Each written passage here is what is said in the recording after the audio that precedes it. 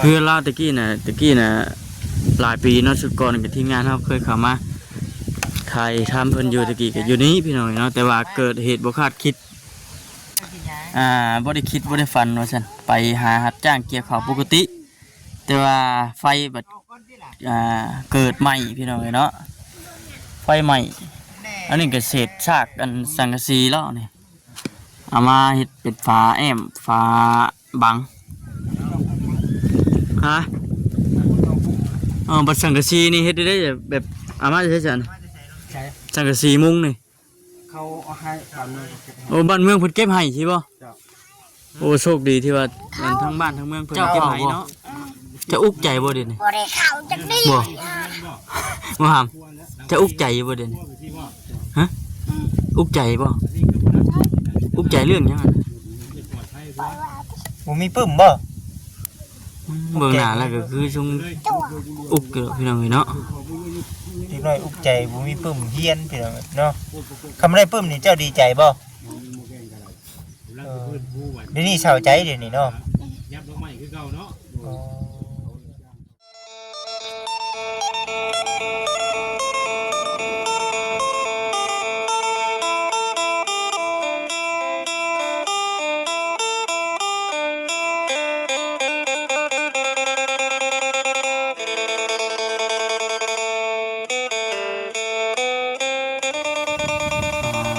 ค่อยคำยามแรงแบบลมพัดวีจำพี่น้องเนาะหลายผ้าหลายปีแล้วพี่น้องบ่ได้เข้ามาทางนี้ก็เลยคือช่วงนั้นคือว่าได้ยินข่าวว่าไฟไหม้เพื่อนว่าซั่นเอ้านี่คือย่านได้ป่ะเนี่ยเอาสบายดีสบายดีดีไม่แห้งผมคือบ่ทันได้ผมน่ะเดือนนึงแล้วต้องวิ่งผมกันแล้วก็เพี้ยนกันยักกันดิเฮ้ยน้ำบ่โอ้ยลูกน้ำเอาน้ำบนลูกบนบ้านนั่ง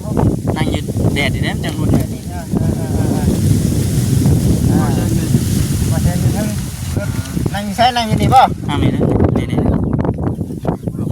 รถเตี้ยมานั่งครับนี่คือย่านเนาะนี่เนาะเอาได้มาเรื่อยเลยก็ย่านเลยเราก็นั่งลงครับจักปีแล้วนี่10 ปีแล้วบ่มานี่ปีหน้า9 ปีเนาะเม่นบ่โอ้ให้เมย์ดิยังเกี่ยวเขาอยู่เลยนี่โอ้ขอหน้าปีไปดิพอดีคือน้องเจ้าบ่พอดีโอ้ท่ายังก็ตาตาโอ้บุญนาผมเป็นพ่อมานี่พ่อยลมสบายดีพ่อเป็นจะร้ายช่วงนี้ไม่ได้มาพ่อสุดแล้วเพื่อนเพื่อนหลังเก่าน่ะไฟไหม้เป็นนี่ได้คือไฟไหม้เมื่อที่ไปมันหมดไฟไปเฮ็ดเวียกแล้วบ่ได้หมดไฟไปเรื่องใหม่ไปหน้าพุ่นกระจ้างเขาไม่ได้หมดไฟหุ่นหมดเพื่อนเป็นลมแห้งหมดแล้วบุกหมดทั่วหมดแล้วพุ่งโชคกันนะติดที่บริมากับหมดเลยยังชุบเชือกคาคีคาคี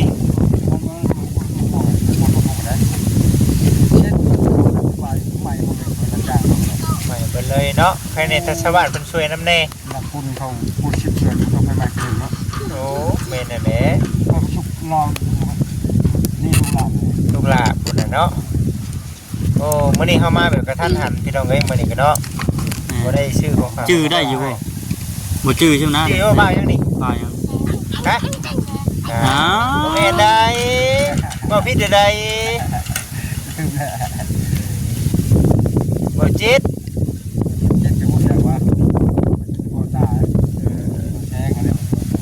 กินข้าวกับยังลวกผักบ่กินข้าวกับลวกผักเนาะโอ้เฮียนอยู่บ่เจ้าเฮียนอยู่บ่เฮียนไปชั่วโมงมาเช่าเฮียนอยู่ห้องป.ใดปีนี้ป.2อ่านหนังสือเป็นแล้วบ่เป็นปานใดเป็นปานใดอยู่ชอกับมดผมชอบไฟไหม้หมดเลยพุ่มโซกับไฟใหม่ไปเลย ข้าวน้ำเห็นได้เดี๋ยวนี้เอาข้าวน้ำซ้ำปลา ยืมเขาได้แล้วก็ไปรับจ้างได้ แม่นบ่ จ้ะ ข้าวกินก็ไปหายืมเนาะ เขากินก็ไปหายืมเอา ทำไมหมดเลยโอ้อันตราย อืม โดนพูดอันเงินเนาะอันนี้หมดเลยมันไปยังไงทุกเชื่อขี้กูเลยนะ อ๋อ เชื่อก็หมดผมก็ปลูกก็ได้หมดเลย ก็หมดเนาะ มันเมื่อไม่ช่วยหายใจเริ่มพวก อ๋อบ้านเมืองเขาเจ้าช่วยแต่นั่นช่วยนี่เนาะโอ้ยแข่งในมุ้งเมาแน่นี่บ่หนาวบ่ จิตว่าใจมาบ่ว่า เอ มาจะเลยจอยเลย ช่วยเลยบ่ได้มีโอกาสได้มาเออ ไปลูกแพงแล้วพอตอนนั้นไปเกือบ โดยโอเคพ่อเฮ็ดเวียกของพ่อเลยเดี๋ยวสิเว้ากับน้องเตี้ยก่อนพ่ออันนั้นก็ได้โอ้ยต้องไปแค่นี้นะน้องเตี้ยเป็นจังไดข้าวน้ำยังหลายอยู่บ่ยังบ่มีโอ้เจ้าเฮ็ดเวียกซอยแม่อยู่บ่ซอยเวียกไปไหนแน่ ล้างถ้วยล้างบ่วงหนึ่งข้าวหนึ่งน้ำคือจะเก่าดังบวงหนึ่งเข่าน้ำ มารอบนี้ก็คือเป็นจังไดเด้อพี่น้องเนาะ เป็นไรดิเนี่ยอุกใจยังเจ้าอุกใจยังเด่นมาอุกใจยัง รู้สึกว่าเราบ่จื้อเฮาบ่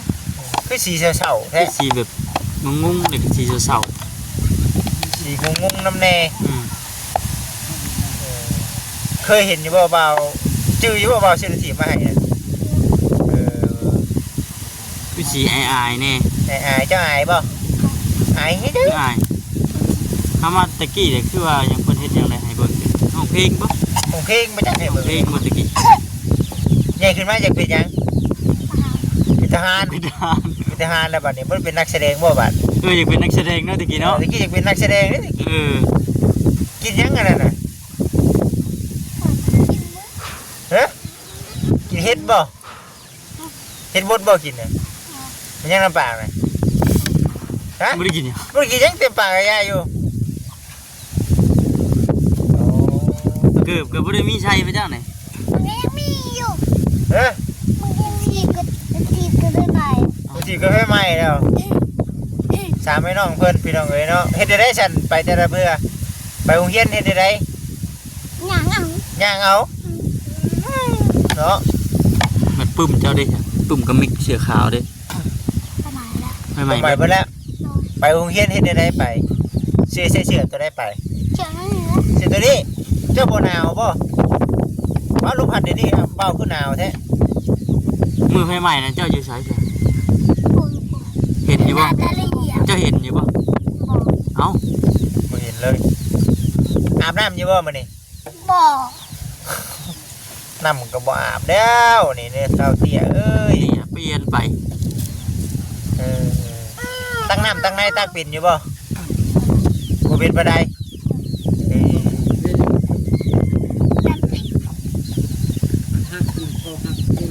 ยังบ่ได้ครับบ่ได้เลยเอ้ยเนาะ ลงเลยเพื่อนเราตะกี้อยู่หุ่นเลยเนาะ อยู่ใช้เฮือนเจ้าแต่ก่อนโอ้ แปลงเล่นมั้ง มาเฮ็ดเฮือนใหม่นี่ดิฮะ แม่เป็นพี่แปลง เออเฮือนนี่ไผเฮ็ดซะนี่ แปลงเอา แม่เจ้าเป็นคนเฮ็ดเฮ็ดเองเลย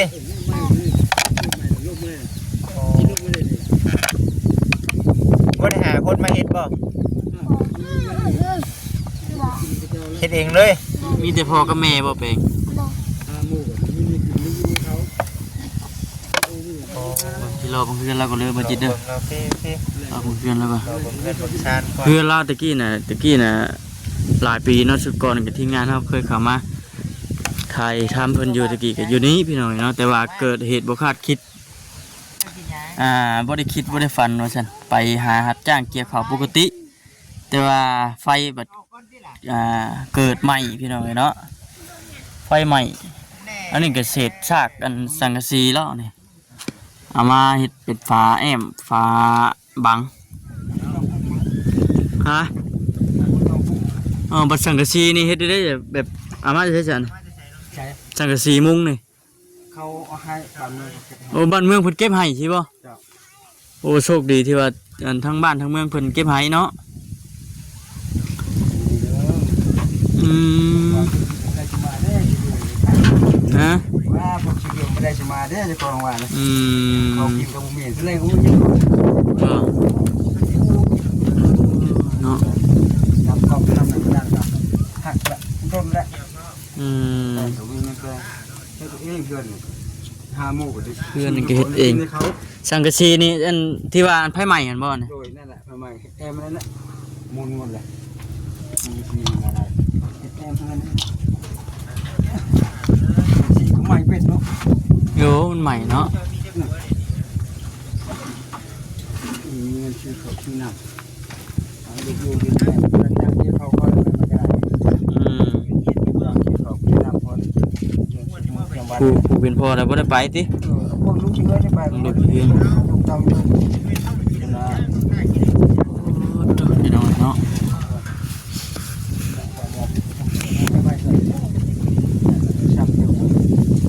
ทุกเท่าไรมันแห้งซ้ำเนาะ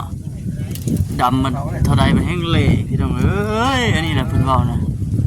ทุกเท่าใดมันแห้งซ้ำดำก็ดำมันแห้งเละ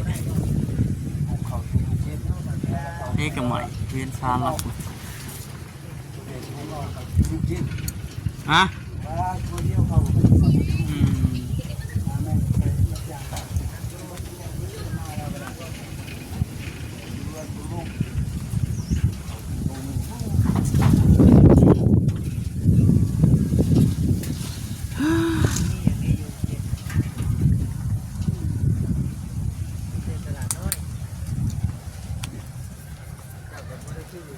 รถทีบเป็นหยังกระไหม่เบิด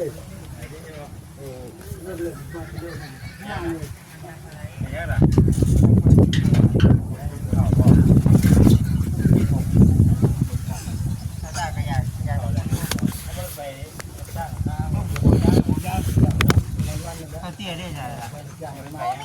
ปึ้มหัวหนึ่งกับบ่มีไปเฮียนได้บ่มีปึ้มไปชื่อๆบัดเฮียนได้ซะบัดเขียนหนังสือเด้ นั่งเขา นั่งชื่อๆหันน่ะ อาจารย์ก็บอกอยู่ เฮ็ดได้ซะบัดเขียนน่ะบ่ได้เขียนครับฮะ จะเอา ฮะ เดี๋ยวไปอ่านเอาสินะ ได้ไปอ่านเอาชื่อ ชื่อเอาในสมองเลยเนาะ ๆตัวกอ จำเอาบ่ อ่ากอไก่ก็บ่เป็น ก็ไก่อยู่ โอ้บ่เล่าลูกกอไก่ขอไข่ขอควายงองัวจอจอกสิเราเป็นอยู่บ่ โซเสีย มีหยังอีกแน่ โซซ่า โอ้เก่ง โซซ่าทอทุ่ง ๆอ๋อเพิ่นเป็นได้เพิ่นมีปึ้มเนาะ อันพี่น้องเดียวกันเบิดบ่ เป็นญาติพี่น้องกันนั่นแหละก็สิว่า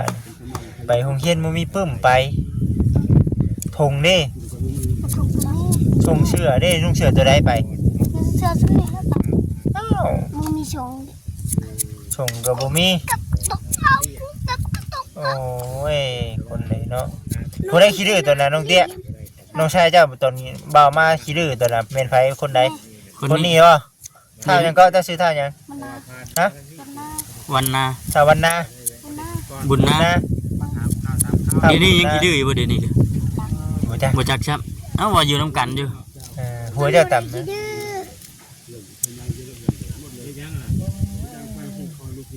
ก็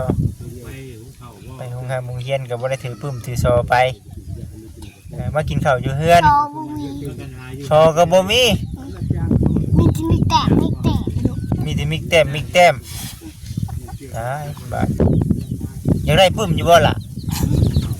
เอาจักหัวปื้มดิสองหัวเสื่อส่งเสือนักเรียนเด้อยากได้อยู่บ่ได้อยู่มีไผในเข้าโรงเรียนนำนี่ผู้นี้เข้าบ่นี่ เขาที่ยังไปแล้วล่ะ ย่างไปแล้วล่ะก็ว่าเข้า เขายังบริเขา ฮะ ฮะ ยังบริเขาฮะ เจ้าเข้าบ่จะอุกใจบ่เดี๋ยวนี้ บริเขาจักดี บ่บ่หามจะอุกใจบ่เดี๋ยวนี้ฮะอุกใจบ่อุกใจเรื่องหยังอะ บ่มีปื้มบ่ เบิ่งหน้าแล้วก็คือซุง จั่ว อุกเกอะพี่น้องเอ้ยเนาะ เด็กน้อยอุกใจบ่มีปื้มเฮียนพี่น้องเนาะคำได้ปื้มนี่เจ้าดีใจบ่ ด เดี๋ยวนี้เศร้าใจเดี๋ยวนี้เนาะ ยับลงใหม่คือเก่าเนาะ ได้หยังไปโรงเรียนแล้วจังสิดีใจเจ้าสมมุติเจ้าได้หยังในเจ้าสิดีใจบ่น้องเตี้ยดิได้ปึ้มแม่นดีใจเลยมิกนี่ได้ดีใจบ่มิกส่งเสือน้ำมาได้เนาะโดยติล่ะ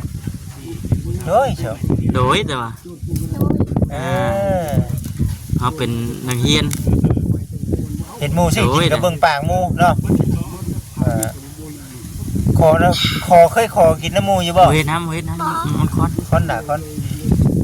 เคยขอกินน้ำหมูอยู่บ่ บ่ ญาติกินเลย รักเลย มีแต่รักเอาเลยสันได้หมูจังตีเนาะเห็นลูกเขา เอ้ยพี่น้องเอ้ยดูนี่ ฝ่ายโรงเรียนเจ้าบ่ได้ดื้อบ่อย่าเฮ็ดน้ำมันคอน มันคอนหนามันคอนเนาะบ่าวสิเอาเงินให้พ่อได้ไปซื้อขนมกินนี่หรือว่าเก็บไว้ให้แม่เด้อ ผู้ใดดื้อสี่มือขึ้นผู้ใดดื้อสี่มือขึ้นยกมือขึ้น ไปดื้อมึงมีไผดื้อนะ แสดงว่ามีคนดื้อเจ้ะเนาะอันนี้เนาะ เช้าได้ผู้นี้บ่ขี้ดื้อแล้วบัดนี้เนาะ ผู้จักเว้าเลยเนาะ รู้จักเว้าแล้ว อืมจักปีก็จอน ฮะ ปีหนึง แม่นบ่ปีหนึงนี่ฮะ โอ้ปีหนึงก็ว่าเป็นดูเนาะ ปีหนึงบ่เป็นเลยนี่เนาะ5 ปีน้องเตี้ยนี่10 ปี กี้น้องเตี้ยก็ว่าเบอร์หนึ่งในตะกี้ว่าเป็นเอาหยอกว่าหยังคือว่าเนี่ยเฮาบ่ได้มาถึงเนาะ บ่ได้มาเลยแหละ แล้วก็อยากอายแน่ บ่ได้มาเลยญาติอยู่บ่ อ่า คนนี้บ่ญาติเลยน้องเตี้ยญาติบ่ญาติจ้ะ จะเคยเห็นบ่าวบ่บ่ได้จื้อเนาะ น้องตานี่เคยเห็นเนาะน้องตาเนาะ มาตอนนั้นเจ้าขี้ดื้อบ่ตอนนั้นแม่นบ่ ขี้ดื้อ ผู้ใดสิขี้ดื้อผู้ใดดื้อที่สุดใน3คนนี่ไผดื้อที่สุด บักเตี้ย บักเตี้ยแม่นบ่บักเตี้ย มันต้องพัวลูกอีซอยเลย โอ้ลูกอีซอยเลยบ่ลูกอีซอยนี่เพิ่นได้ลูกอีซอยโอ้ยเพิ่นยังใหญ่กว่าเฮาแล้วนี่ อีซอย จักไผดื้อนำนี่เนาะตกลงไผดื้อบ่ ลูกอีซอยว่าซั่นโอ้ลูกแม่ซอยติล่ะเด้อโอ้ยคนเองแม่นบ่บักเตี้ยเจ้าคิดดื้อบ่บ่ได้คิด อีซอยตีคืนกว่าตีคืน โอ้ยซอยดีขึ้นเตี้ยดีขึ้นไงฉันได้ซอยนะ ลืมมัน ซ้ำนี่ว่าจิ ช้ำไหนช้ำนี่ก้อยดิเอาแล้วเฉพาะจังบักดีจังดีเนาะเจ้าเนาะโอ้คักแล้วนะพี่น้องเลยเนาะแพ่งกันอยู่บ่สามไอ้น้องนี่แพ่งกันอยู่บ่ บ่ได้แพง ฮะ ฮะ แพง จะเพลงง่ายเจ้าอยู่บ่ มันเป็น มันบ่เป็นหมู่เฮามันคือหน้าไอ้เนาะ น้องเตี้ยได้เพลงน้องๆอยู่บ่ เพลงอยู่หาน้องเตี้ยเรายังเพลงจุเจ้าก็เพลงนะอ้ายเจ้าพี่เสียงว่าเด้อบัดนี้ เพลงกันแหละไอ้น้องกันเพลงกันเด้อเจ้าเตี้ยเอ้ย เรายังไม่ได้ตัดผมเนาะ แม่นเอาไปเอามาสิบ่เพน้องใช่ได้ จัด นี่ ติดจอน ฮะ จอนถอน จอนพง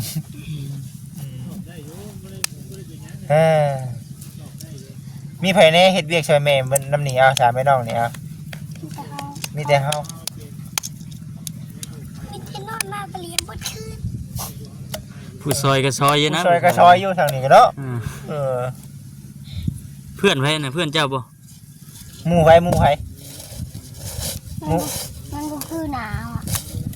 เฮ้อมันบ่คือหน้าเจ้ามันนี่สิคือคนละคนเนาะ อืม ผู้นี้จักเด้ขี้ดื้อ สุดย โอ อดเลย้ ยเนาะบ่ได้มาหาน้องๆแต่เฮิงแล้ว แม่น วิชับกูมี บาด โทรศัพท์ก็บ่มีเอาแล้วเนาะเอาไปเฮ็ดหยังโทรศัพท์ เอาดินใช่ป่ะโอ้ยเด็กน้อยดินบ่เป็นดอกเด็กน้อยดินบ่เป็น ระหว่างโทรศัพท์กับเขาวเจ้าสิเลือกเอาหยัง ลอง เอาโทรศัพท์ น้องเตี้ยเด้ วิชับ โทรศัพท์เข้าได้บ่กินเกียร์มัน เอา เอาคือกันเนาะ ยังได้ทั้งชม เอาได้ทั้งสองเนาะ เอาวิชับเอาโทรศัพท์ว่าซั่นโอ้ยเดี๋ยวเอาโทรศัพท์เดียวจังหน่อยบ่ตั้งใจเรียนได้ล่ะ อืม เอาอย่างมันนี่อย่าง จะไปโรงเรียนครับ โอ้ยว่าแต่ขบาเราแท้นี่ฮะบ่เป็นทางเสาๆพี่น้องเลยเนาะ อืม น้องเตี้ยพาบ่าวไปเบิ่งเพื่อนได้บ่นี่เลาะเบิ่งเขาม่อมนี่เดี๋ยวว่าน้องต้าบ่พาบ่าวไป นี่รอบเงินเจ้านี่เด้ไปได้ไหม เลาะเบิ่งบ่ หมูมี หยังเนาะบ่มีก็บ่มีจัดพี่น้องเลยเนาะมีสังกะสีเนาะสังกะสีไฟใหม่แม่นบ่ เอาเส้นสีเก่า สังกะสีเก่า เก่า โอ้น้องต้าบ่ไปว่ามาเป็นตากระบาดแล้วได้ป่านนี้พี่น้องเลยเนาะบ่เป็นกูน้องเตี้ยแล้วบาดนี้น้องเตี้ยเป็นคน น้อง ขี้ เตี้ย อาย นี่มอบกรรมสิทธิ์ว่าให้น้องนะบัดตะกี้มาที่ก่อนน่ะมีแต่น้องเตี้ยและคุม อืม ตัวใดผู้น้องผู้ใดดื้อนี่แม่นสร้างซ้อนเนาะตะกี้ อย่าขี้ดื้อนะ วานเฮาเล่นเก้า เห็นบ่เมื่อวานนี่เห็นบ่อยู่ไส เห็นที่ไส วาน เห็นในบ่อนใดอัน โตจะมาโตแล้วเกิด โอ้ยเมื่อวานนี่เบามาบ่เฮ้ยเบาบ่ได้มาเมื่อวานนี่คนคือคนบ่จัก แม่นแล้วบ่